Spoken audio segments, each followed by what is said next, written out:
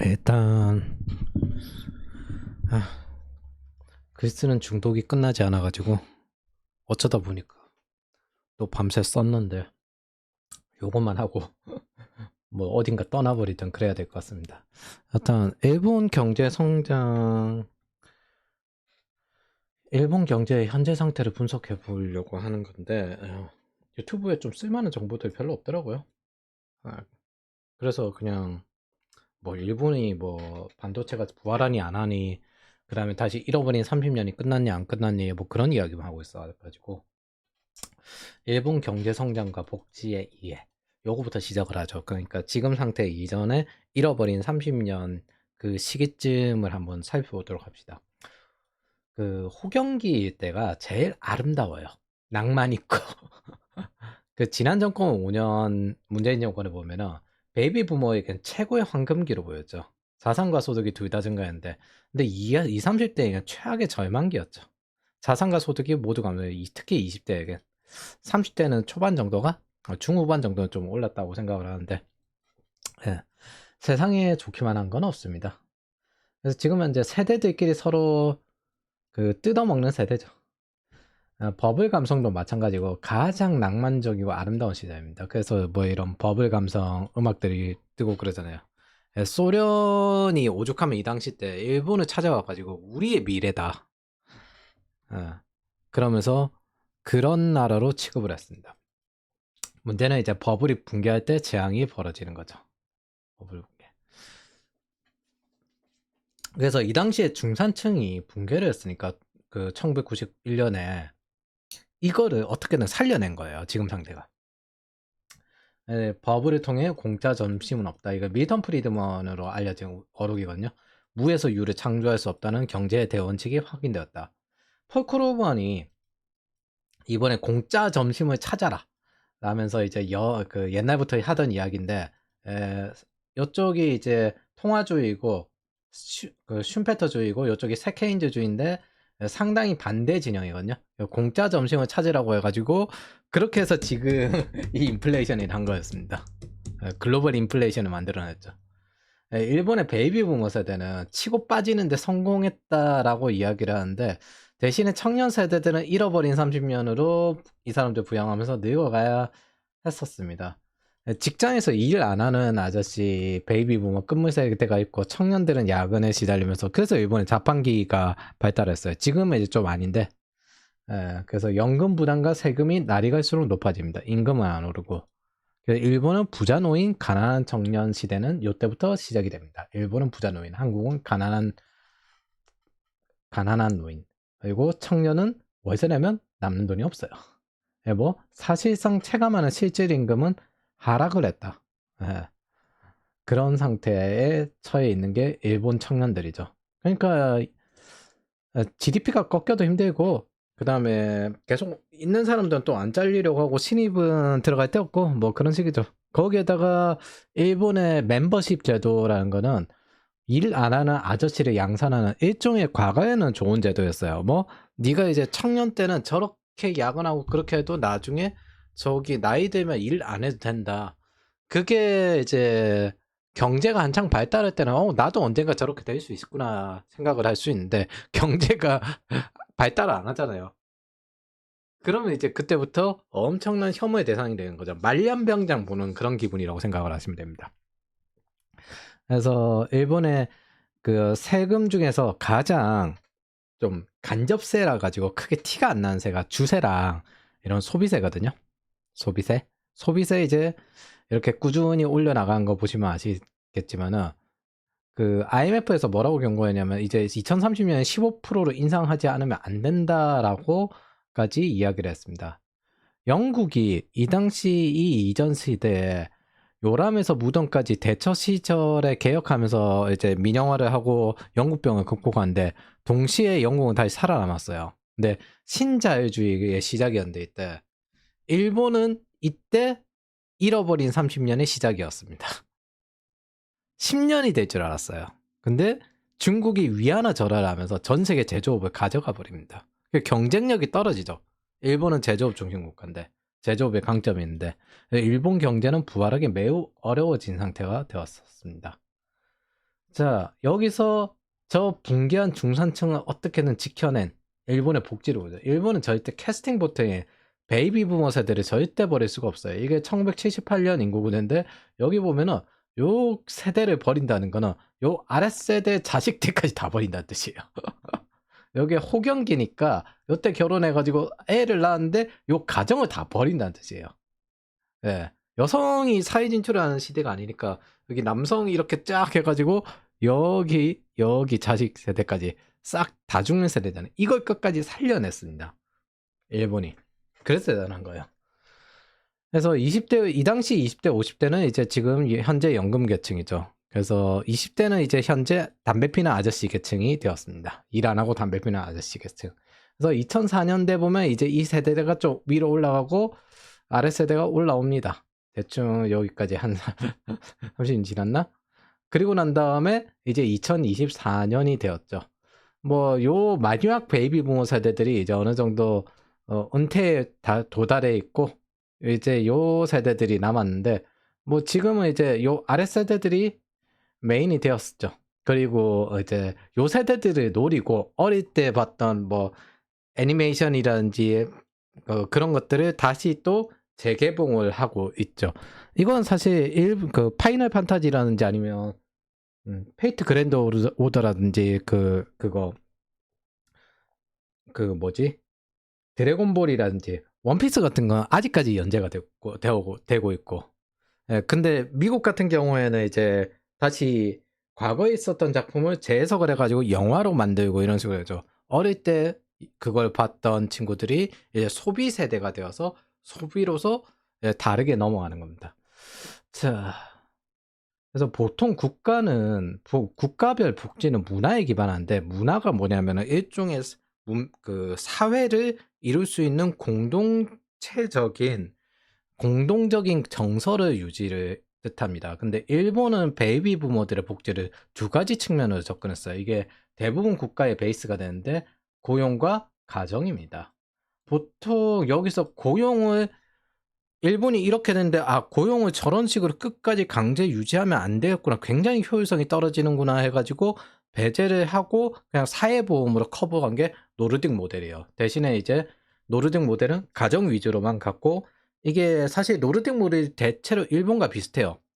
그 예전에 일본에 대해서 이야기를 할 때 뭐 누가 사고를 당해도 애니메이션에 공각 기동대가 있는데 누가 사고를 당해도 주변에 아무도 신경 쓰지 않고 각자 갈 길 가면서 지나가는 그런 모습이 있거든요. 이게 사실 어느 정도 복지가 많이 발달했거나 사회주의 경향이 있는 국가들의 공통적으로 어느 정도 나타나는 현상입니다. 정확히는 이게 좀 과도하게 과장된 개인주의에 가까운데 쉽게 말하면 가족주의를 가지고 있으면서 서로에게 신경을 쓰지 않는 거죠. 이게 뭐 완전히 이제 이런 식으로 부상을 당한 사람은 그냥 시체처럼 방치한다 이런 것까지는 좀 과하고 이거는 이제 전 세계적 문제를 이제 일본식으로 해석을 한 거고 예. 어느 정도 신경을 쓰지 않는다. 그게 좀 극단적으로 심한 게 이제 북유럽 문화고 친해지게 되게 힘들죠. 예. 반대로 이제 중국 같은 경우도 좀 많이 외면하는 경향이 있죠. 그래서 그거를 이제 사마리아 법을 통과시키고 사회적으로 해야 된다 이렇게 하고 하는데 그게 기본적으로 돈을 뿌리고 정부에 의존하는 경우에는 사실 그런 경향이 좀 큽니다. 자, 어쨌든 일본은 이 두 가지를 지키기 위해서 이 기조를 유지해 왔어요. 자, 그러면 이제 아래 기사를 쓱 읽어보시면은 직무를 기준으로 임금을 결정할 수 없는 일본 기업. 결정할 수 없는 일본 기업. 얘네들 뭐 기술 혁신 이런 것도 안 하고, 종신고용. 그리고 기업 단위 임금이니 노동조합도 기업별로 가고요. 뭐 장시간 노동하는 게 이게 딱 그거는 겁니다. 옛날에 워터폴 기업은 진짜 야근 많았는데, 보면은 뭐 쓸데없이 일하고 뭐 담배 피러 가고 이거 롯데 계열이 보통 이런 경향이 크거든요. 사실은. 롯데정보통신이나 이런데 야근 경쟁 왜 그러냐면은 모두가 직무에 무관하게 임원 후보예요. 그리고 혈통 이런 것들을 멤버십이라고 해요. 멤버십.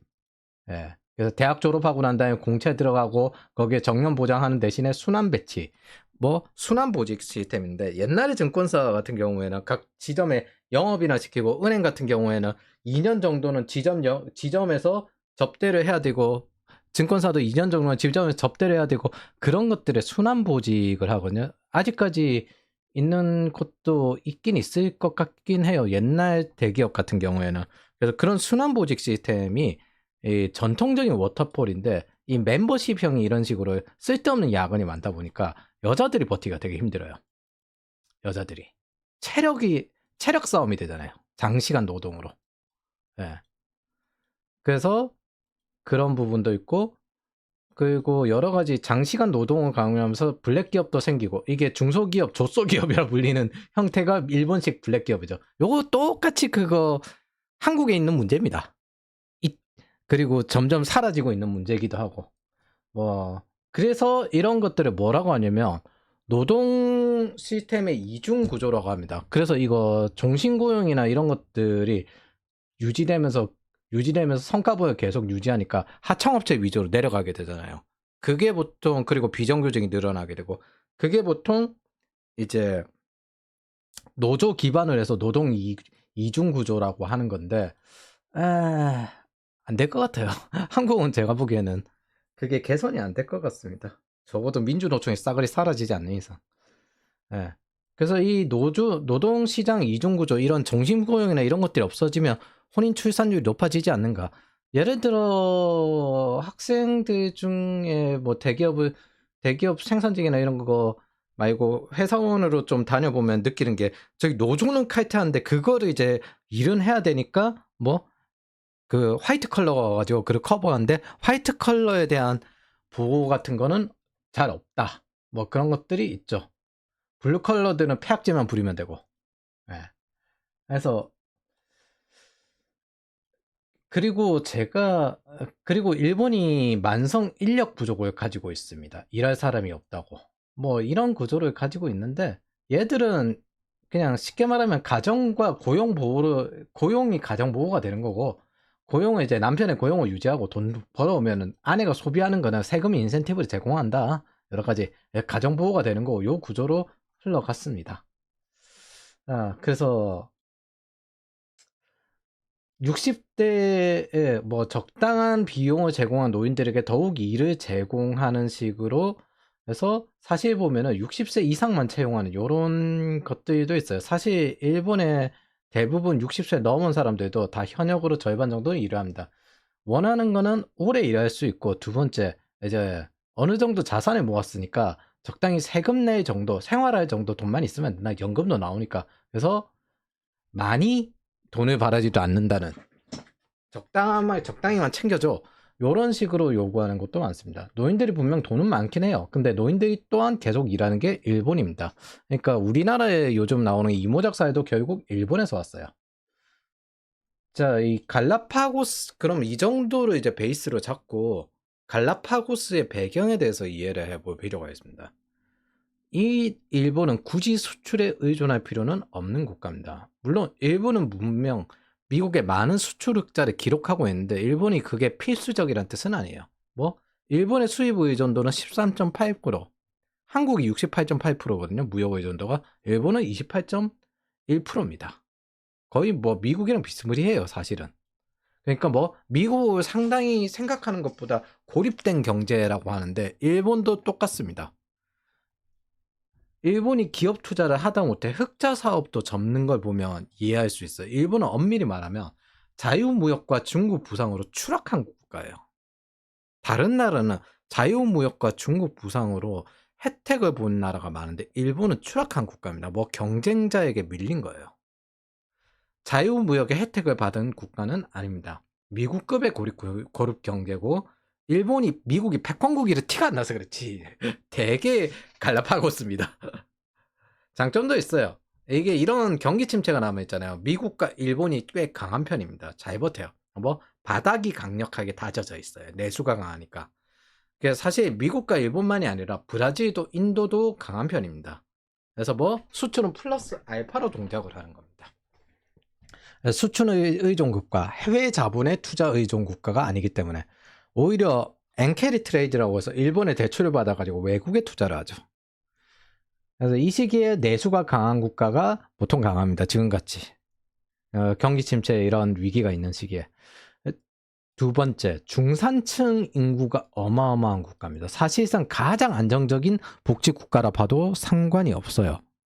노인 보호로 몰빵해가지고 성장이 멈췄거나 아니면 위태로운 이탈리아나 남유럽 국가들도 아니고, 그리고 여기보다 인구가 많아요, 기본적으로. 그리고 여러 가지 다면적인 보호로 했으나 사실 독일이 일본보다 인구도 적지만 이 중산층 비중을 보시면 독일이 한 8천만 명 정도 되거든요. 중국 14억 인구의 중산층이 1억 800만 명, 미국 13억 3천 인구에 9,185만 명. 그러니까 생각보다 미국도 중산층 보호가 잘 돼 있는 나라예요. 내수 경제니까 사실. 일본 인구 1억 2천에 6,205만 명입니다. 절반 정도는 중산층이라는 겁니다. 독일 인구가 8,320만에 2,846만 명인 거 생각해보면, 독일 사실 지금 현재 상태 4명 중에 1명이 4명 중에 1명이 빈곤층이거든요. 그래서 이게 어마어마한 수치란 걸 알 수 있습니다. 우리는 복지국가를 보면 북유럽을 봐야 되는 게 아니라 여기 봐야 돼요. 얘들은 자원도 없이 이렇게 해요. 근데 북유럽은 사실 에너지 자원이나 광물 자원이 엄청나게 뛰어나거든요. 네. 반일 감정적으로 이제 많이 보게 되는데, 사실 인구가 적고 자원은 많은 스웨덴 모델 1,000만 명 이런 거 보는 것보다 1억 2천만 명 이런 모델을 봐야지. 인구 규모상 성공적인 복지 국가를 따지려면 이 인구 규모인데 이런 복지가 돼? 라고 따지면 사실 미국과 일본이에요. 성장을 안 해서 그렇지. 일본에 대해서 말하는 게 있습니다. 경제학에서 크게 4가지 유형인데, 선진국, 후진국, 아르헨티나, 일본. 자원이 풍부하고 혁신이 강해서 경제가 성공한 게 미국, 선진국. 아르헨티나, 천연 자원도 많아 한때 선진국이었는데 세계 5위 국가였는데 지금은 경제가 망했습니다. 일본, 천연 자원도 없고 전쟁으로 박살도 났고 지진도 많이 나는데 지금은 선진국입니다. 그리고 내수가 이렇게 탄탄합니다.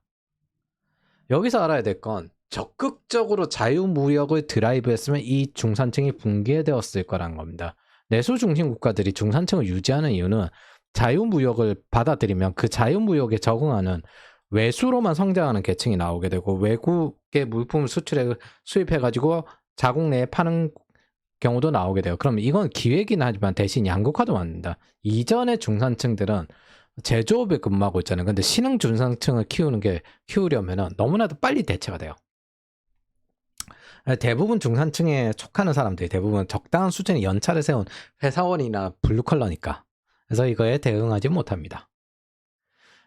그러면서 경제 성장을 위해서는 외수 수출을 어느 정도 강화해야 하는 걸 아는 국가예요. 아는데 덜 하는 거예요. 그러나 외국 인력 수용에는 주춤합니다. 즉, 나는 경제 성장보다는 좀 내수를 보호하는데 좀 더 관심이 많습니다. 정확히는 사회 보호에 관심이 더 많아요. 자기들도 갈라파고스에 있기 때문에 성장 한계점에 도달한 걸 알아요. 근데 한국의 과도한 무역의 정도로 한국은 내수를 키우려고, 한국은 이제 무역의 정도가 과도하니까 내수를 키우려고 노력하는 거고, 일본은 고립 경제 상태에서 외수를 키우려고 노력 중인 거예요. 이제 플러스 알파를 좀 더 키우려고 노력 중인 거지. 바꿔 이야기하면은 일본 기업의 해외 진출을 좀 지원하고 싶어 한다라고 생각을 하시면 됩니다. 마리오 팔듯이 다른 것도 팔고 싶다. 근데 FTA를 맺었으나 일본 기업도 그냥 서서히 진출 중이죠. 국가별로 유럽에도 FTA 맺었고, 예를 들어 이제 트렌드 마이크로 이런 기업들을 일본에 많이 보유하고 싶어 하는 겁니다. 플레이스테이션과 마리오는 너무 익숙하니까 넘어가고, 우리는 보안이니까 이제 클라우드 보안에서 크게 2개 솔루션 중에 고민하거든요. 팔로 알토와 트렌드 마이크로. 네. 근데 자기들도 알아요. 외국인 노동자 숫자를 채워서 만성 인력 부족 사태를 해결하면 경제가 성장한다. 엔지니어가 부족하다, 우리나라는. 외국인 노동자가 120만 명일 경우 이런 경제 효과가 있다. 그런데 대량 이민이 발생할 거는 부정적 이미지로, 시각으로 외국인을 소유하는 범죄도 극증하고, 그래서 안 된다. 약간 이제 덴마크나 이런 나라 비슷하죠. 덴마크가 약간 민족주의가 좀 있잖아요. 사실 유럽도 지금은 더 이상 아랍계를 잘 안 받아들이고 우크라이나 환영하고 있어요. 저기는 유럽이야. 백인이고 그리고 무엇보다 기독교야. 근데 유럽인을 자꾸 유럽인들이 우크라이나인을 받으려는 이유는 영어도 어느 정도 가능한데 우크라이나 사람들이 언어가 좀 여러 개 되는 사람들이 많거든요. 젊은이가 원래부터 외국으로 다 가고 있고 근데 거기가 IT 하는 엔지니어들이 꽤 많아요. 그러니까 유럽 입장에서는 와 이게 웬 노다지냐 이거는 훌륭한 인력이다. 어서 오세요. 우리 인구 줄어드는데 야 우리 급의 인력이 어찌 보면 우리보다 더 일 잘하는 인력이 왔을 수도 있어요. 그래서 엄청 받아들이고 있죠 지금. 자 그리고 일단 자민당이 장기 집권합니다.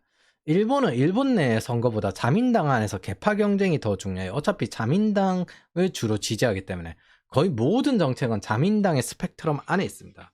여기서 정리하면은 일본은 급히 드라이브를 할 생각이 없어요. 서서히 바뀌는 국가라고 생각을 하시면 됩니다. 뭐 고용과 가정을 기반으로 비효율적인 거 알아요. 일본 정부들도 아는데 요게 가정 중심에서 무너지면 안 된다. 아직까지는 베이비 부모들이 어느 정도 있다. 그렇게 서서히 드라이브를 하는 국가입니다. 특히 경제 성장보다는 사회 안정을 상당히 더 중시하는 국가이기도 해요. 요게 약간 일본 문화가 그 봉건 시대의 느낌에 거기서 지역주의에서 그냥 계속 지역 경제가 딱 올라온 느낌 비슷해요. 이탈리아가 원래 도시 국가로 따로 나눠 살다가 그냥 뭉쳐 놓으니까 서로 간에 좀 약간 그 감정이나 아니면 문화적 괴리가 좀 있잖아요. 그런 것들 비스무리하다라고 생각을 하시면 됩니다. 그래서 그 지역 의원이 그냥 세대를 거쳐서 저 정치인 하던 그 아들 세대군 아들이구만 저기 찍어줘야 되는 이런 식으로 흘러가는 경향이 좀 있습니다. 정부도 사회 안정, 기업도 고용 안정, 개인도 안정, 그리고 이제 기업은 성장할 추가 투자 안 하죠. 글로벌 경제 모델에 대해서는 크게 관심이 없습니다. 보통은 성장하려면 글로벌 경제 경제에 맞는 그런 경제 모델을 갖춰야 된다. 이렇게 생각을 하거든요. 일본은 큰 관심이 없어요. 내수 위주예요. 기본적으로. 그러니까 대신에 확실히 바뀌어요. 넷플릭스 들어오고 많은 엔지니어들이 지금 이제 몰리고 있습니다. 그러니까 항공모함이 서서히 움직이긴 해요. 어쨌든 자기네 사회 안정이 상당히 영향이 있으니까 서서히 움직이긴 하는데 움직이는 방향이 바뀐 적은 거의 없는 것 같아요. 그러니까 뭐 미국 같은 경우 보면은 전 정권에 어쨌든 장점이 있던 것들을 그런 걸 가져오고 우선적으로 정당끼리 싸우더라도 미국 우선주의는 하거든요. 아 이게 정치적 수사였지. 아 이건 선을 넘으면 안 되지. 이런 게 있어요. 바이든도 난민 난민 혐오다 하다가 지금 난민 차단했잖아요. 혐오라면서. 아니 잠깐만 이상가 미국 위험해. 요런 것들인데 일본이 거의 뭐 한정당으로 돌아오니까 그런가? 그대로 받아가지고 여기서 약간 수정해가지고 넘어가고 수정해 넘어가고 이런 식으로 하는 경향이 있습니다. 자, 중국이 죽으니 인도와 일본이 살아납니다. 참 뭐 중국 죽으니까 인도 쪽으로 하는데 인도가 완전 제조업 대체는 못하고 또 일본은 뭐 이제 그 중국이라는 아주 우리를 망하게 했던 막대한 경쟁자가 사라지니까 예. 일본이 살아나기 시작합니다. 뭐 아시아에 돈을 투자를 하긴 해야 되는데 원래는 중국이 성장성 때문에 투자를 했는데 잠깐만 이제 그러면 한국 여기 저성장 일본 여기 중산층 왜 이렇게 많아 시장이 일본 약간 요런 느낌. 근데 그 기저에는 기시다 내각의 어느 정도의 역할도 있습니다. 보호무역주의 시대에는 원래 내수가 탄탄한 국가가 강하거든요. 시장도 있고 자국 내수에서 경제 선순환 돌리면 되니까.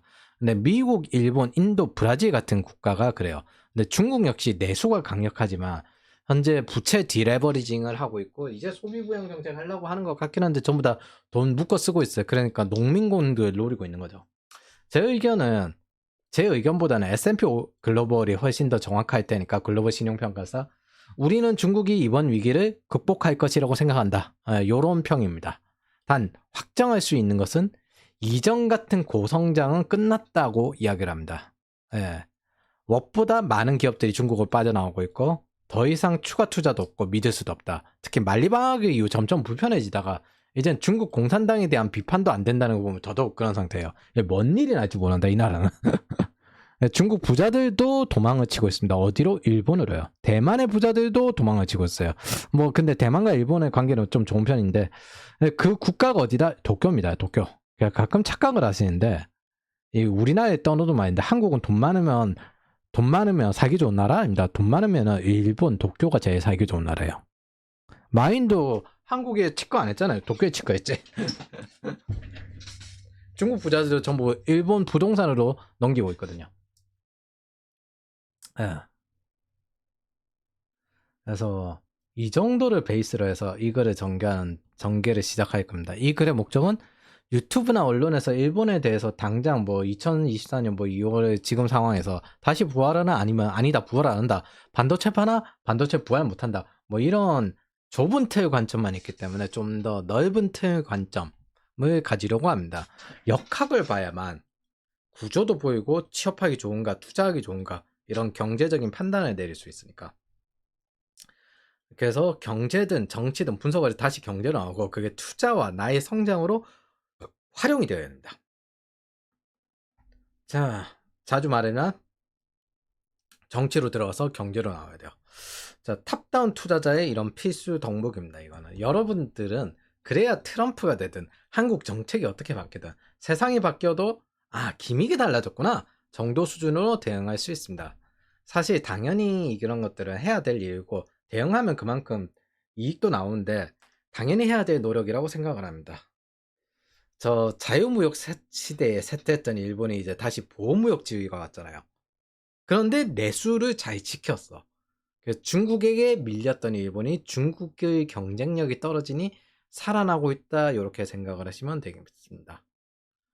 자, 그럼 일본이 잃어버린 30년을 극복하기 위해서 어떻게 했냐? 자, 첫 번째. 신자유주의도 케인즈로 다 해봤어요. 뭐 고이즈미는 엄밀히 말해서 100% 신자유주의라기보다는 반 정도의 신자유주의에 가깝지 않나 그 생각을 합니다. 아베는 양적 완화 케인즈를 했죠. 아베노믹스. 그래서 잃어버린 10년에서 잃어버린 10년만 하려고 했는데 고이즈미 시기에는 신자유주의를 받아서 효율성을 개선했습니다. 성역 없는 구조개혁이라고 해가지고 공공기관들의 민영화에 어느 정도 성공을 했어요. 사실 이거 안 했으면 일본은 좀 더 세금을 일찍 올렸어야 됐을 겁니다. 규제 완화랑 어느 정도 합쳐가지고 절반 정도의 성공을 거둡니다. 정부랑 기업을 좀 더 효율적으로 만들겠다. 이게 워싱턴 컨센서스잖아요. 어느 정도 민간 소비와 기업 투자가 살아나기 시작합니다. 문제는 임기가 끝나고 요게 와요. 서브프라임 리먼 브라더스 대침체. 이 시기에 안 깨진 국가가 어디 있을까? 미국에 열심히 의존하던 시기였는데 제발 미국 물건 좀 사주세요. 세계 평화하면서. 이게 일본 금융권의 직격탄을 날려버립니다. 그리고 이걸 기반으로 해가지고 잃어버린 20년이 시작이 됩니다. 자, 이걸 해결하기 위해서 이제 아베노믹스가 나섰는데 이거 어떻게 이거 디플레이션이 나버렸어. 이거 어떻게 그래서 뭐 그 첫 번째 고이즈미 걸 어느 정도 받아서 이제 정부 구조 효율화를 하면서 이제 보니까 기업들이 비효율적이야. 워터폴 순환보직 같은 이런 제너럴리스트 키우는 안 되겠어. 그래서 이 구조 개혁을 받습니다. 그리고 트럼프가 그렇게 욕하는 엔저에 대해서 이 당시 때 미국의 동의를 얻는 대신에 우리가 이 구조 개혁을 하겠다. 합의를 봐요. 뭐니 해도 그 폴크로먼과 스티그 딜리치의 제안을 받아가지고 양적 완화를 집행을 합니다. 물론 이제 유럽도 집행을 했죠. 그래서 보자. 어느 정도 참고할 만한 게 있나? 네. 여기서 거버넌스 이게 장기적인 거버넌스거든요. 그래서 처음에 신자유주의 국제시대 이렇게 하려고 해서 민영화를 해서 근데 정부 재정 안정화를 했어야 되는데 디플레이션이 나요. 그러니까 재정 안전이고 뭐고 이제 케인즈 하자 하면서 부채를 뿌려버려요. 그래서 새 케인즈를 열심히 했죠. 그래서 고이즈미 시기에, 아베노믹스 시대에. 이게 여러 가지 장단이 있겠지만 양적 완화의 현실은 요거죠. 어디 갔니? 위에.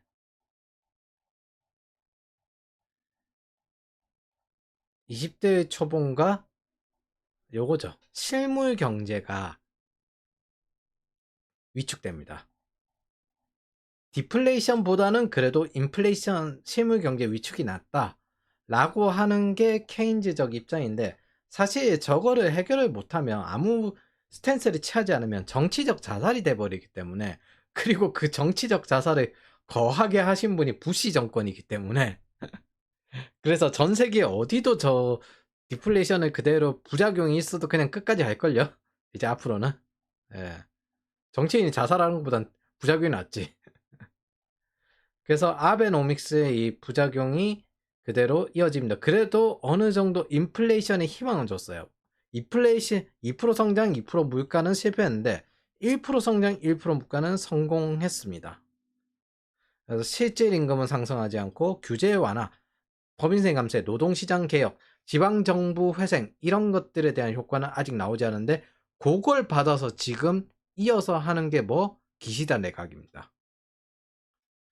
그리고 이게 지금 그 아베노믹스에서부터 이어져 와가지고 지금 효과를 보고 있는 거예요. 지금 이게 당장 이거 한다고 진짜 효과가 안 나온다는 걸 언제나 느낍니다. 저는 이게 다음 세대를 위해서 하는 거지, 거버넌스를 바꾸는 거지. 그래서 지금 거버넌스가 거의 뭐 고이즈미 때부터 지금 바뀌어 오고 있는 상태라고 생각을 하시면 됩니다. 일본은 솔직히 말하면 잃어버린 30년 이거 현실한지 디지털화를 하지 않았죠. 아베노믹스는 했는데 보통 이때 스타트업까지 같이 해가지고 디지털화를 하는데 일본은 하지 않았어요.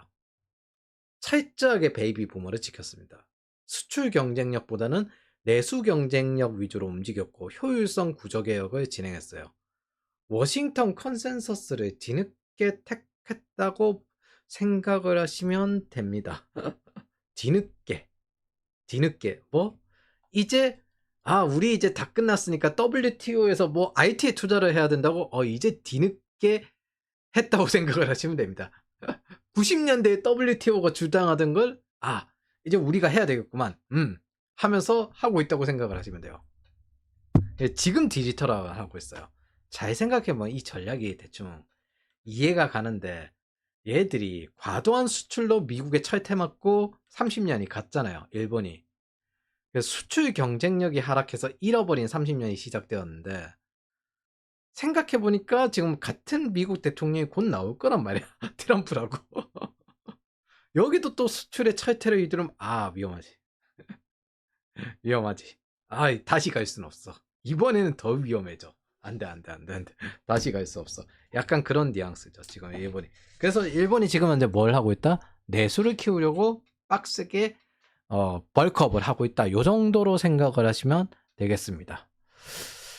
자, 번외로 일본이 괴상한 마케팅 보통 유행하는데, 이런 게 보통 경제 성장이 막힐 때 유행을 해요. 가장 대표적으로 미국도 70년대 80년대 영업과 마케팅이 경영학에서 중요하게 다뤄지게 된 게 요 시기인데, 스태그플레이션 시기에 행복을 찾아서라는 영화가 있어요. 요게 의료기기 영업을 하던 사업가 크리스 가드너의 실화기반 영화인데, 그래서 따뜻하게 뭐 이야기를 하고 영업을 어떻게 하고 그것들에 대한 영화인데, 경제가 어려울 때 기업은 성능이 좋은 물품을 만드는데 한계에 도달합니다. 그러면 이제 사람들이 아이디어를 열심히 짜낼 수밖에 없어요. 최대한 효율적으로. 작은 공간을 효율적으로 쓰고 아끼고, 그리고 더 잘 파는데 광고를 집행하는 것보다 각종 괴상함과 그 성적 그 속으로 관심을 끌려고 합니다. 그리고 이게 라스베가스의 화려함과는 좀 달라요. 우울한 발버둥에 가깝죠. 그래서 이 시기가 되면 가장의 역할이나 아버지를 보고 자란 청년이 된 자식은 이제 세금이 가장 강해지거든요. 이런 시기는 세금이 뜯기고 연봉을 올려서 아버지처럼 살지 못하게 됩니다. 남성성을 찾지 못할 때 그 돈을 뜯기 위해서, 그래도 그 돈을 어딘가 위안을 받고 뜯기 위해서 위로받는 쾌락이 주어지는데 저는 그게 메이드 카페 느낌이라고 생각해요. 여기로 안 갔으면은 애니메이션이나 게임이나 이런 걸로 갔겠죠. 어쨌든 몰입할 거리가 필요하니까 내 인생이 굉장히 고통스러울 때 아니면 미래가 좋아질 거라고 생각을 하지 않을 때 어떻게든 살아갈 이유가 필요한데 그때 그 방법론을 예스라는 어떤 쾌락을 택하는 방법을 쓰는 방식이 있고 아예 그냥 탈출하겠다라고 해서 고통을 택하는 방법이 있고 뭐 등등등인데 저는 메이드 카페가 그런 부류라고 봅니다. 그러다 보면 이런 시장이 형성되게 되면 이거 자체에 매니아들도 생기는데 그러면 이제 또 틈새 시장 이런 게 생기겠죠. 문화적 저변이 넓어져 버리니까. 그리고 그거 하는 사람도 똑같이 고충. 원래 모든 서비스업은 이런 거야.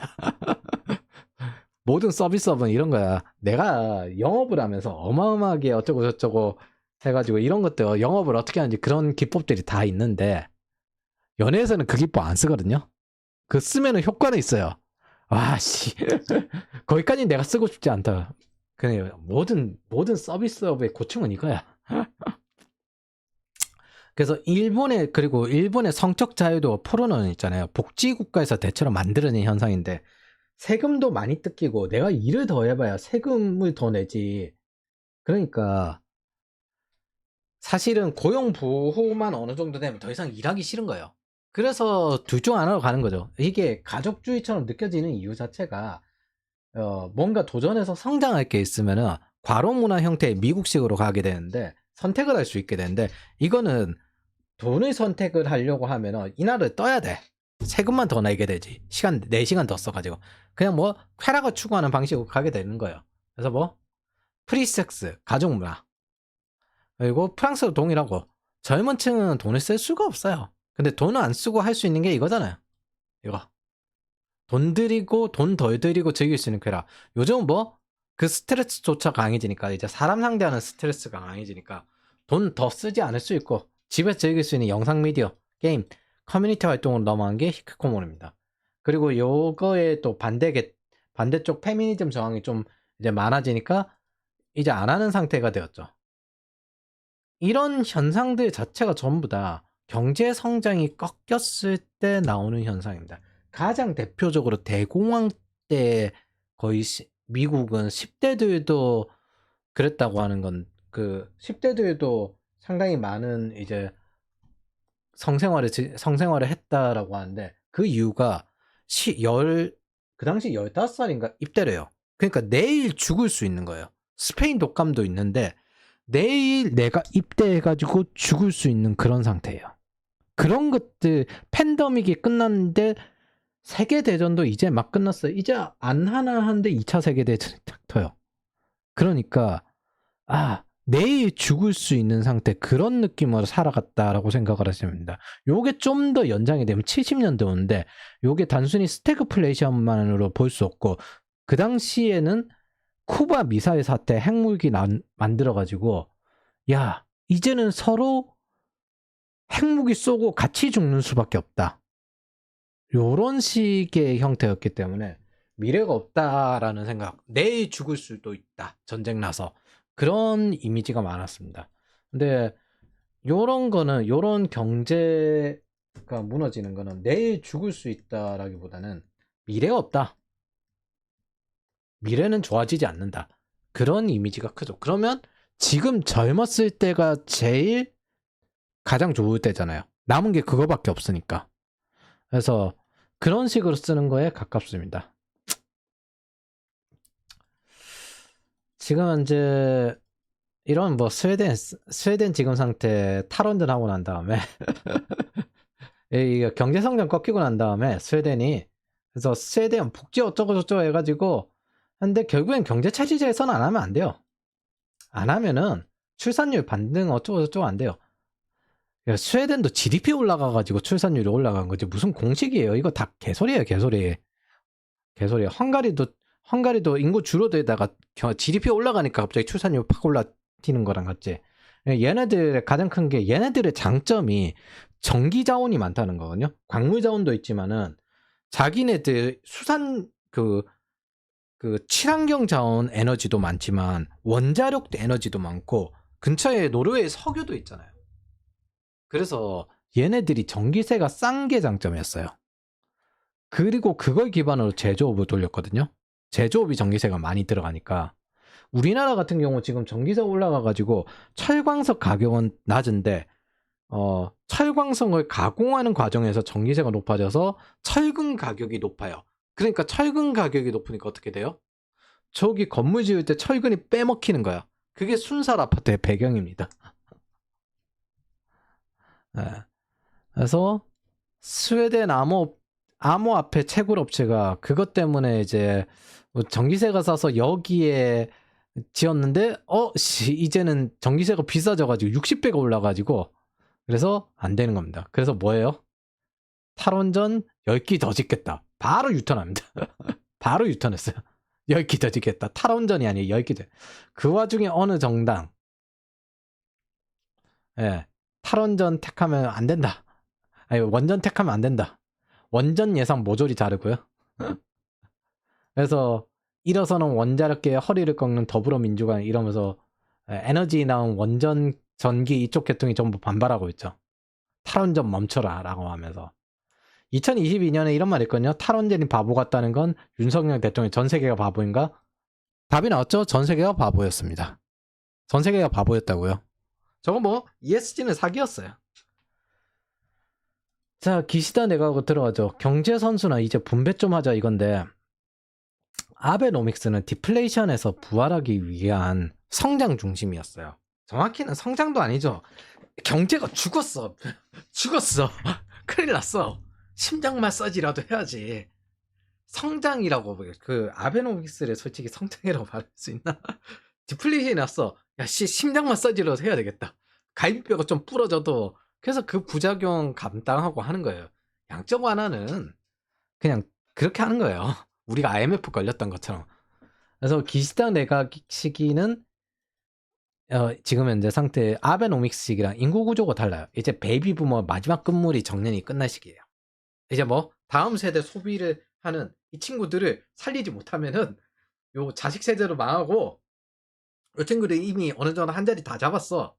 예. 그 아들 세대들이 요 자식 세대로 망하고 그 다음에 애도 안 낳아. 안 돼. 그래서 지금 현재 베이비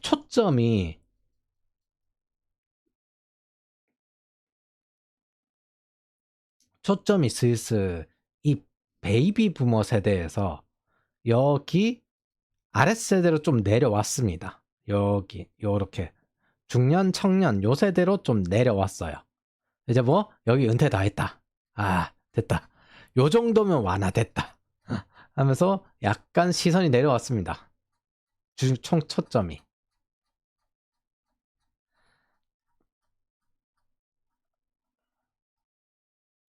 그래서 이제 어릴 때 파이널 판타지 7 뭐 이런 거 이런 거 했던 청소년들이 30대 돼서 이제 리메이크 뭐 드래곤볼 보고 구작품 버리지 못하고 뭐 이런 과거 명작 리메이크하고 미국도 뭐 인어공주니 이런 거 하죠.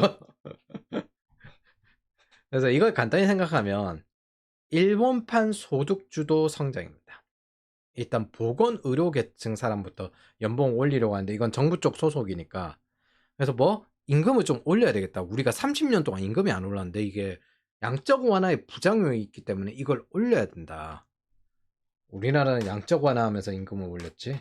양적 완화한다. 소비 부양 정책 하면서 임금을 올렸지. 참 미친 짓이었어. 자, 장기적으로 임금을 올리고 인플레이션을 일으키려고 합니다. 대부분 사람들은 잘 모르겠는데 경제 성장이 있고 인플레이션이에요. 그래서 지금은 이제 폴란드나 헝가리나 이거 인플레이션을 어떻게 우리가 완화를 하면서 생산성으로 전환을 해가지고 경제 성장을 한 곳이 많아요. 팬데믹 기간 동안 잘 대응을 해가지고. 그래서 적정 인플레이션이 필요합니다. 경제 성장이 있고 인플레이션이에요. 두 번째, 일본판 혁신 성장이라고 생각을 하시면 됩니다. 뭐 창조 경제라 이야기를 해도 되고, 일본은 이제 디지털화를 하고 있습니다.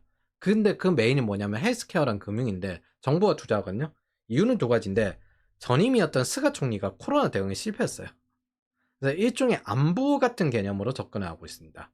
그리고 두 번째, 이제 신자유주의를 좀 더 꾸준히 이어져서 거버넌스를 확장해서 핀테크나 이런 식으로 해서 금융의 디지털화를 추구하고 있어요. 중시하고 있어요. 종이 좀 그만 쓰자는 거지. 디스켓은 이제 안 쓴다. 예, 하던데. 세 번째, 반도체입니다. 요게 반도체 부족으로 교통카드도 단종하고 있거든요.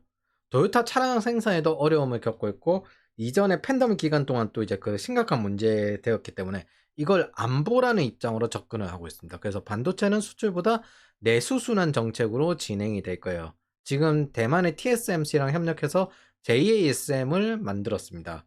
그리고 일본에는 시네츠화학이나 슌코였던가?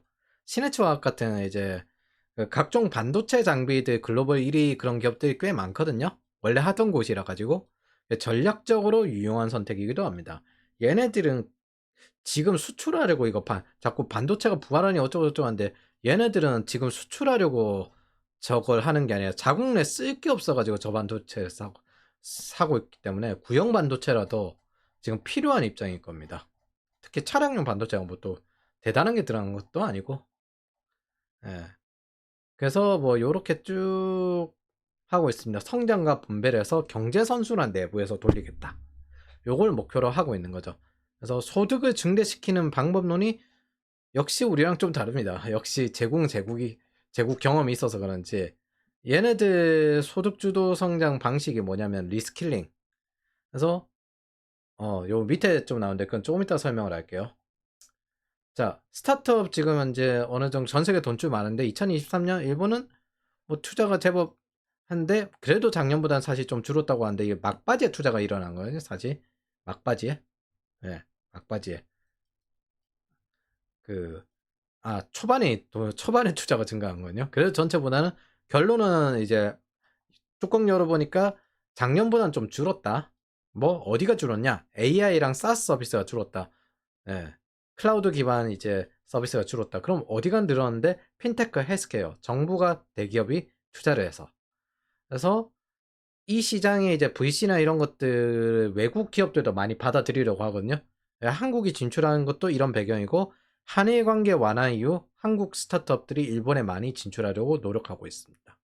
이 틈 타서 글로벌 VC들도 일본에 진출하려고 하고 있는데, 이유는 왜 그러냐면 국내 VC도 그렇지만은 그 글로벌 작은 VC들이 지금 미국권 VC들이 생각하는 게 우리가 VC 숫자가 너무 많다. 그러니까 여러 가지 자금이 좀 불균형적으로 여기에 많이 집중이 되었다. 스타트업 위주적으로. 근데 이제부터 금리가 올라가는데 VC를 돌리는 것보다 채권에 사는 게 더 이득이거든요. 안정적으로 5%가 나오는데. 예. 그럼 그걸 가지고 이제 주식 투자하는 게 이득이고. 그래서 VC가 앞으로 살아남을 수 있을까 해가지고 대부분 부트스트래핑으로 성장하는 기업이 요즘 이제 늘어나고 있어요. 투자를 안 받고 벤처 캐피탈 구조가 앞으로 10년 뒤에 살아있을까? 라는 식을 걱정하고 있습니다. 성장이 빠른 동남아 쪽으로 투자하려고 하면 동남아 VC들이 많고, 걔네들은 왕국 기반의 이제 관치를 어느 정도 가진 동맹 체제거든요, VC들끼리. 그래서 함부로 들어가기가 되게 힘들어요. 반대로 너무 과도하게 설립된 이제 VC 투자자들, 새로운 투자처를 샀는데, 야, 보니까 내수고, 이제 디지털하고, 이제 기시다 내각이 여러 가지 규제 완화해주고, 금융 완화해주고, 오, 여기다. 그래서 여기에 들어가고 있습니다. 금융 완화, 규제 완화 기조를 아베노믹스에서부터 계속 이어오고 있습니다. 그래서 목표는 뭐, 일본의 재정 흑자로 부채를 이제 갚아내는, 장기적으로는 흑자 재정 만들어가지고 부채를 갚아내는. 그래서 2027년 정도를 예상하고 있는데 이게 늘어날 수도 있죠. 어쨌든 현재가 분기점인데 적어도 2024년까지 4년에 어떻게 되는지 좀 볼 필요는 있어요. 이게 과연 역전이 되는가? 지금 이제 3분기 좀 떨어진 게 살짝 세요.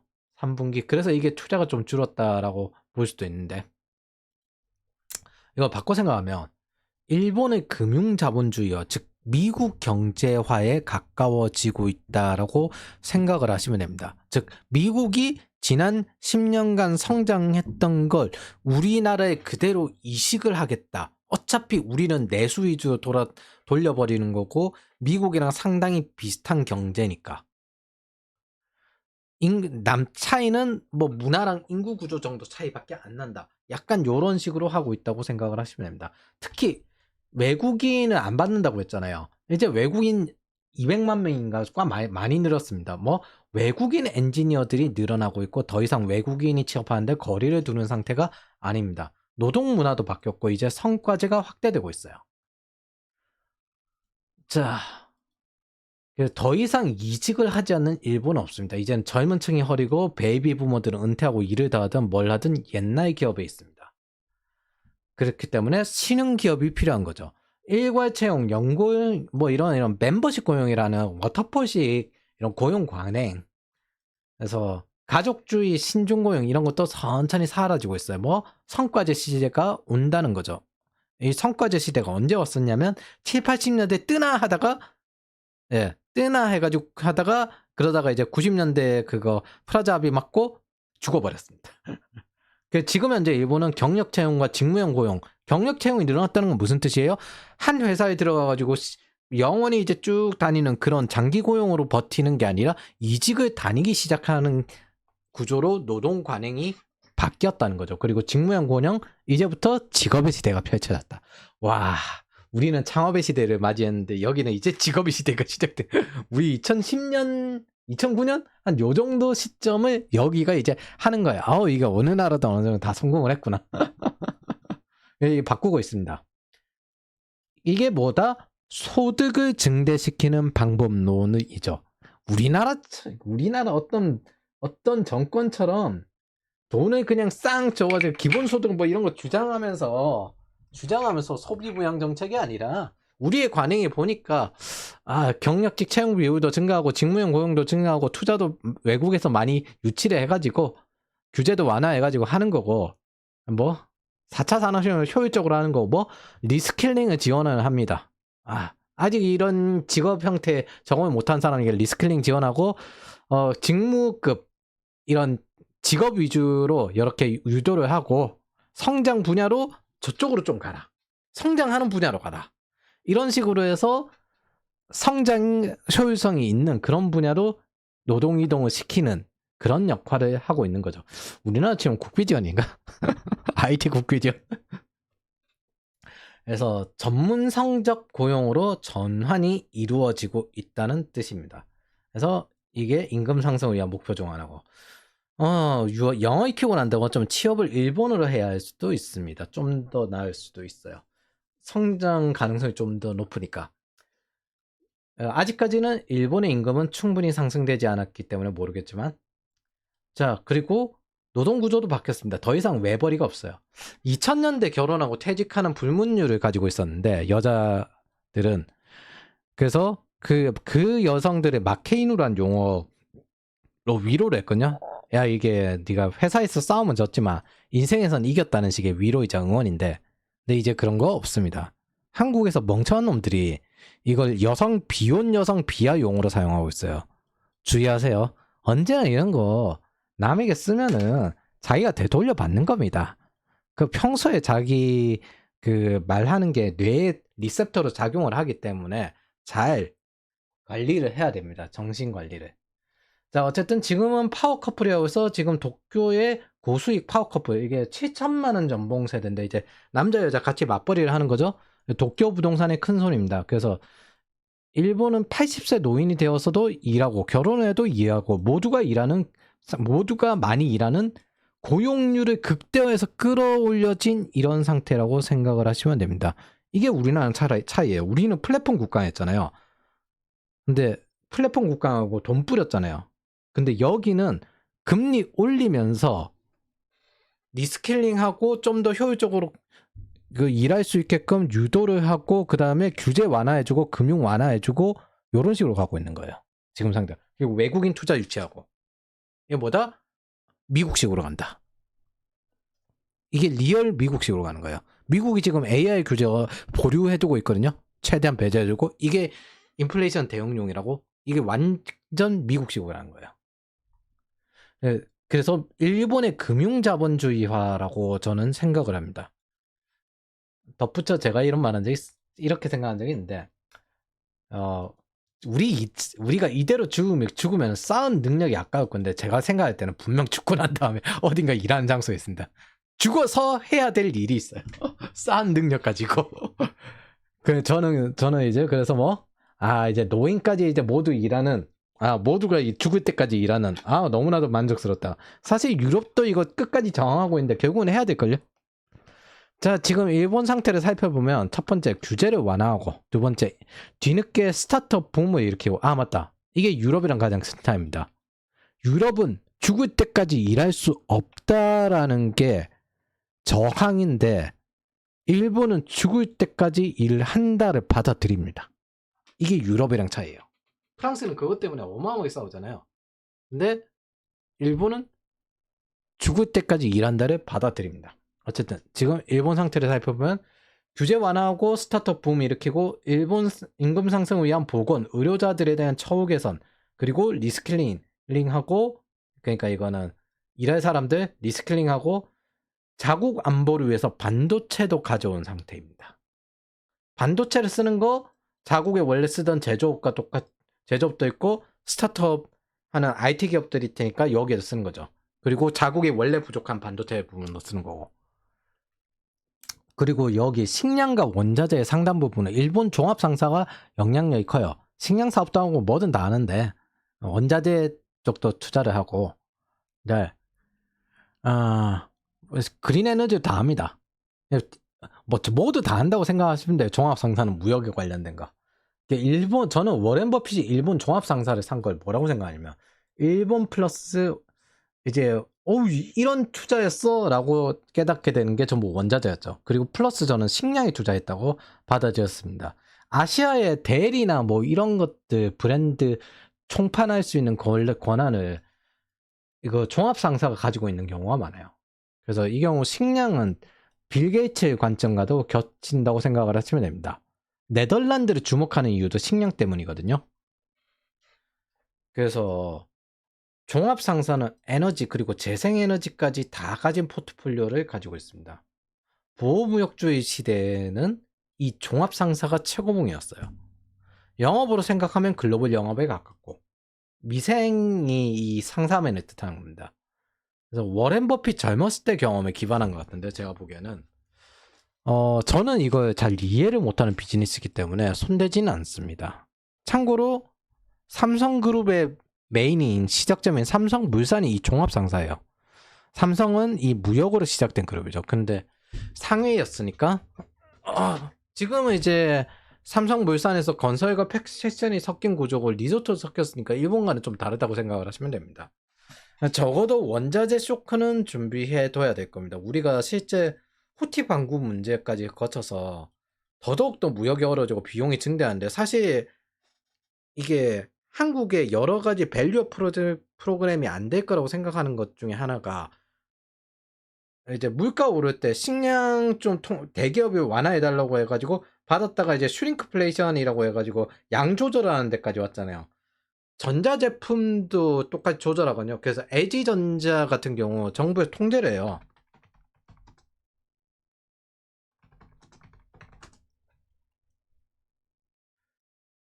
가전제품 이런 것들 그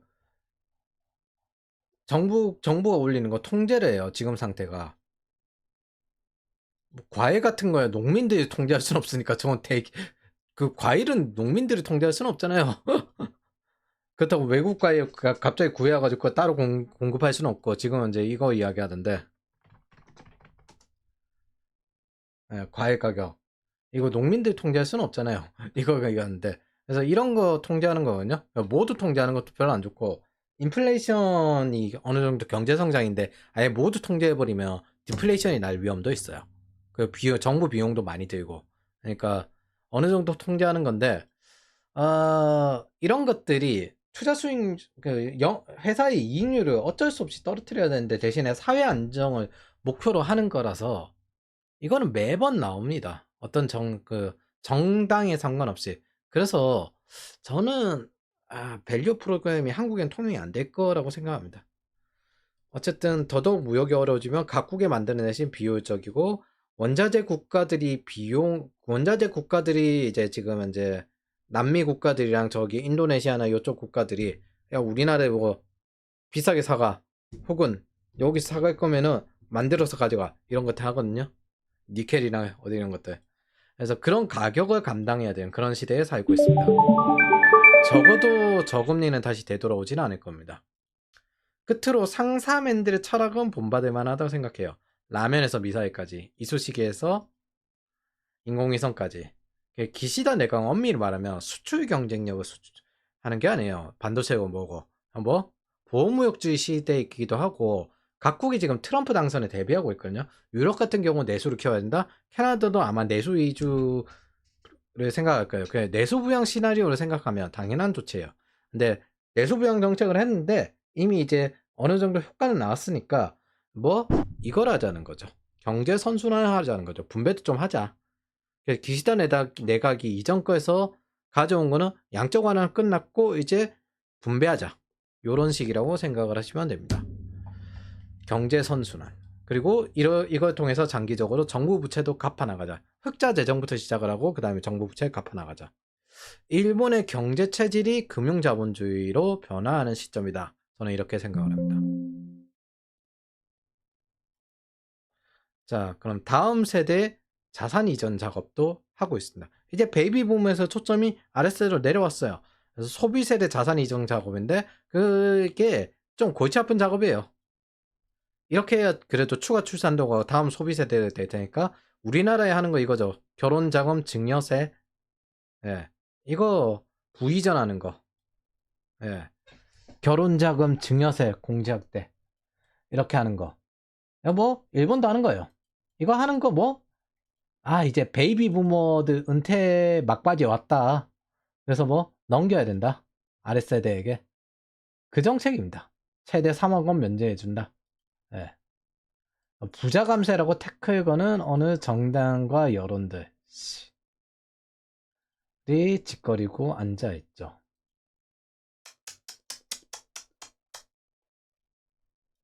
제가 보기에는 망조가 들었어.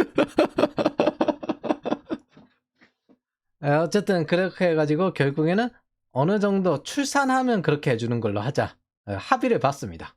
출산하면 증여해주는 걸로 하자. 그래서 일본이 지금 거버넌스 개혁을 장기적으로 해왔다고 생각을 하시면 됩니다. 뭐다? 우리는 그거 금융자본주의로 이제 전환을 한다. 신자유주의에서 계속 넘어오고 미국 경제 시스템으로 돌아가게 되는 거죠. 그래서 지금 저 PBR 밸류업 이걸 하는데 이 배경 자체가 이게 오래된 기업들이 많고 있는 사업도 투자하는 기업들 많아요. 그리고 일본의 오래된 기업들 같은 경우에는 그런 경우 많아요. 그냥 은행 대출만 그냥 계속 그 이자만 계속 줄 수 있는 그런 식으로 돌려나가서 추가 투자 안 한다. 그래서 그러면은 이자만 계속 줄 수 있는 거 저 PBR이란 뜻은 사용하지 않는 돈을 가지고 있다는 거죠. 계속 이자만 하고 주가는 관리 안 하겠다. 그거 용납 안 하겠다. 라고 하는 게 아베 때부터 이어져 와서 기시다 내각에서 넘어오는 겁니다. 그러니까 지금 하는 게 아니라 기시다 내각, 아베에서부터 기시다 내각까지 이어져 와서 강화시켰다라고 생각을 하시면 됩니다. 쓰지 않는 적당히 이자만 갚을 생각이고 그 다음에 이제 여기 고용 상태에서 그냥 돈 나오는 것만 계속 하는 요 상태에서 유지되고 있는 상태를 성장해. 성장할 생각이 없었는데요. 투자하고 성장하라고 저 PBR 안 봐줄 거야. 라고 하고 있는 상태라고 생각하시면 됩니다. 미국식 경제로 바꾼다. 일본의 안정 중시 경제가 아니라. 일본 기업은 제조업이 많아서 자본 효율성이 기본적으로 떨어지거든요. 이걸 개선하려면 그리고 또 많은 노력을 해야 되는데 대부분 일본 기업 은행 이자 이렇게 하는데 사모펀드 쪽에도 이게 어쨌든 체질을 변화시키겠다는 장기적인 노력이죠. 사모펀드 쪽에서도 나온 이야기인데 일본에서는 지금 자식들도 사업을 물려받지 않아서 창업적으로 싸게 파는 상태예요. 그래서 여러 기업을 합쳐서 시장 장악을 하는 방식을 쓸 수 있어요. 이걸 간단히 하면 경영 시스템 다 바꿔서 기업 생산성 제고하고 자산 배분하는 거예요. 그 문재인 때 대도하는 그 기업 유보금과 조합주의, 그러니까 저기 밑에 하청업체에 돈 다 주세요 이런 거랑은 완전히 다른 시스템입니다. 이건 미국 시스템이에요. 미국 시스템. 예, 한국에 밸류 프로젝트 되면 안 될 것 같아요. 제가 보기에는. 뭐 대표적으로 현대차인데 제가 현대차에 투자하지 않는 이유는 EPS 개선이 없어요. 뭐 EPS가 똑같아요. 10년 전이고 노조 때문입니다. 작년에도 다른 기업이 배당을 주니까 우리도 작년에도 다른 기업이 이제 월급을 주니까 우리도 특별 성과금을 주라고 했는데 뭐 이런 식으로 현대차 지난 매출은 뭐 이랬는데 노조는 소식지를 통해서 CJ 올리브영, SK 하이닉스, 삼성전자 등의 성과금을 언급하며 현대차 조합원이 허탈해하고 있다. 뭐 현대차 적정 0.9배 뭐 이러는데 자사주 초과 취소하라. 뭐 배당을 너무 많이 받았으니까 많이 줬으니까 우리에게도 연봉을 올려줘야 된다. 뭐 별별별 핑계 많아요. 애초에 배당을 조금 올리면 어마어마하게 올렸으니 성과금을 더 내놔가 현대차 노조입니다.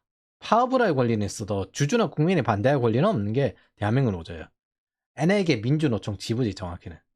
이쪽에 의도해서 가입했든 의도하지 않고 가입했든 저는 정상인으로 안 봅니다. 테러와 공산주의에 동의하거나 일조한 자들로 봅니다. 그리고 실제로 일조하고 있고 요즘 유튜브에 뜨고 있는 거 하나 있거든요. 쓱 뜨고 있는 거. 노동자연대. 여기 팔레스타인 승리를 기원하는데 저기 하마스랑 저쪽에 있는 팔레스타인이랑 달라요. 하마스는 이란의 지원을 받는 데고 민간인을 상대로 갑자기 기습 공격을 해가지고 그것도 오지 마라고 장벽까지 했는데 기습 공격을 해가지고 어떻게 했어요? 테러를 했어요. 그리고 그 지역 전체가 하마스를 지지하는 지역입니다. 가자 지구 자체가. 그래서 뭐예요? 같은 아랍권이 이집트도 받아들이지 않는 겁니다. 그리고 아직까지도 그 민간인 인지를 잡고 있고요. 테러리스트랑 무슨 협상을 합니까? 그리고 그 테러리스트가 무슨 짓을 했냐면은 그 어느 정도 일자리가 없어가지고 이스라엘이 그래 그러면 일자리는 좀 봐줄게 해가지고 일자리로 왔다 갔다 할 수 있게끔 해줬거든요. 그 열어주고 이제 완화 정책이 됐나 사우디랑 협력을 하고 그렇게 할 것 같았는데 하마스가 자기네들이 그렇게 평화 분위기가 되어버리면은 이란의 지원을 못 받아요. 그래서 이란의 지원을 못 받을 것 같아가지고 테러를 감행했다는 게 지금 서방의 관점입니다. 그리고 서방에서 팔레스타인 지원을 다 끊었어요. 지금 현재. 그리고 무슨 놈의 해방 정선이라는 게 민간인 여성을 납치해가지고 그거를 길거리에서 다 벗겨서 퍼레이드를 하고 그리고 난 다음에 그걸 SNS에 찍어 올립니까? 자랑스럽게. 그리고 그걸 팔레스타인을 지지한다고 한국에서 광화문에서 열심히 마르크스주의자들이 시위를 하고 있습니다. 그냥 테러리스트예요. 테러리스트. 저는 이스라엘의 승리를 기원합니다. 어쨌든 이런 고용세습이나 이런 것까지 다 문제가 있었죠. 그래서 저는 한국에서 밸류 프로그램 안 될 거라고 생각합니다. 이거는 그냥 죽일 기업 죽이고 성장할 기업을 살려야지. 죽일 기업 죽여버려야 돼요. 그냥 망하게 둬버려야 돼요. 그냥 아예 작정을 하고 저걸 비우고 새로 채우는 게 더 나을 거라고 생각을 합니다. 차라리 신고전주의 시스템으로 나가죠. 지역 경제 다 망하게 하고 한번 작정해서 어차피 우리나라는 대통령이 다음에 재선할 게 아니잖아요. 한번 작정을 하고 자, 이걸 통해서 우리는 세 가지 정도를 생각해 볼 수 있습니다. 일본이 이 기반으로 체질 개선을 하고 경제가 성장한다는 가정하에 한국의 체질은 30년쯤 지나야만 겨우 바뀔 수 있을 것 같다. 왜냐하면은 베이비 부모들이 30년쯤 지나야 어느 정도 끝날 것 같으니까. 일단 45세 이상이 우선 가야 되잖아요. 두 번째, 우리가 영어를 공부하고 진출할 국가, 그러니까 글로벌리스트의 시작점으로 일본을 노려도 나쁘지 않을 수 있다. 세 번째, 한국의 부동산보다 일본의 부동산을 사는 게 더 나을 수도 있다라는 거예요. 같은 저성장 상태라면 당연히 더 안전한 걸 사는 게 맞죠. 일본 도쿄 부동산을 사는 게 더 나을까? 이 경우 일본의 주식 투자를 보아도 좋지만 리츠를 노려보아도 나쁘지 않을 것 같다는 생각을 합니다. 상업용 부동산이 활성화될 거니까. 미어도 다시 한번 일본 오피스 리츠. 과연 그럴지 모르겠습니다. 한번 놀러 가봐야 되겠어. 적어도 한국도 일본도 이제는 외국인 노동자와 다민족 국가가 되는 흐름은 확실한 것 같아요. 그리고 이걸 가지고 우리가 한번 원래 이렇게 다른 나라에서 많이 와가지고 일을 하는 국가일수록 이 사람들은 일하러 온 사람들이잖아요. 난민들이 아니라. 상당히 일을 잘합니다. 무작정 받는 게 아니라. 비자를 제대로 받고 걸러서 온 사람들. 예를 들어 뭐 지금 외국인 대상으로 보험 영업 이렇게 하시는 뭐 삼성생명, 영등포지점, 설계사 50명 중에 45명인데 외국인 대상으로 보험 영업을 하는 거예요. 근데 뭐 이런 분들은 뭐 거의 3개 국어 하시고 사실 그 우리보다 웬만한 사람들보다 엘리트일 거예요. 능력도 뛰어나고 이런 사람들이 많이 오면은 우리나라가 좋아집니다. 만약 도약을 한다면은 이런 분들이 많이 유치를 해가지고 외국 투자도 많이 해가지고 도약을 하는 게 첫 번째. 이걸 가지고 도약을 하거나. 그래서 한국에서 자본 일을 잘해가지고 성공할 수 있고 일자리를 만들어내면은 여기서 뭐 비자를 주거나 아니면 10년간 이제 세금을 내면 여기 시민권 드립니다. 요렇게 하거나 아니면 두 번째 이걸 발판을 해가지고 통일하거나. 그리고 북한의 싼 노동력. 전 통일되면 바로 그냥 개경이랑 평양에 땅 사러 갑니다. 야씨 나는 이제 그 서울에 부동산을 다 가지고 있다는 공미라는 사람처럼 그렇게 된다. 모아가지고 야 땅 사러 가자. 제자들 다 데리고 땅 사러 갑니다. 요건 뭐 근데 어쨌든 이런 민주노총이나 이런 폐악질이 없어지려면 한 30년 걸리기 때문에 제가 보기에는 답 없어 보여요. 그리고 30년 뒤에도 마르크스주의자들이 진보 주류가 아닌지 그런 건 모르기 때문에. 근데 지금은 이제 50대들은 대부분 요쪽 진영이기 때문에 절대 불가능하다고 생각합니다. 솔직히 말해서 증여세나 그 상속세 이제 저 이야기하는 거는 정확히는 협상이 아니라 베이비 부모들이 이제 저 위쪽 베이비 부모들이 슬슬 자식에게 물려줘야 될 타이밍이 오니까 우리나라는 은퇴하면 제일 무서운 게 건보료거든요. 그 건보료도 줄일 겸 자식에게 물려줘야 될 때가 오니까 상속세 준비를 하는 거죠. 그리고 지금 사실 상당 부분 한 40대 초반 한 요 정도는 이제 많이 이민 준비를 하고 있습니다. 자식 교육까지 생각을 해가지고.